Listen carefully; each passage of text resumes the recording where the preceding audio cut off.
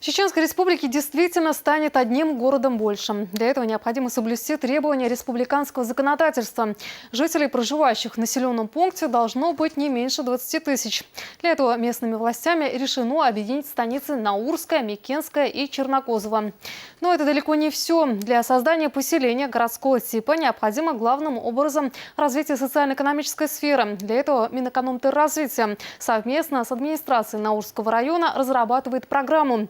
Говоря об объектах, которые войдут в нее, это 12 пятиэтажных жилых домов, административные здания, учреждения культуры, образования и другая инфраструктура, входящая в систему жизнеобеспечения граждан.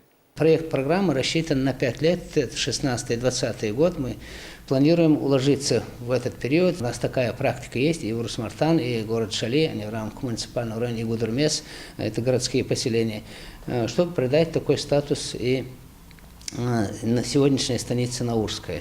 Программа развития Наурского района будет также состоять из инвестиционных объектов. Ведь мало создать социальную инфраструктуру, необходима производственная база. А для этого планируется реализация проектов агропромышленной направленности. В частности, строительство агроиндустриального парка по переработке сельхозпродукции, предприятий пищевой промышленности.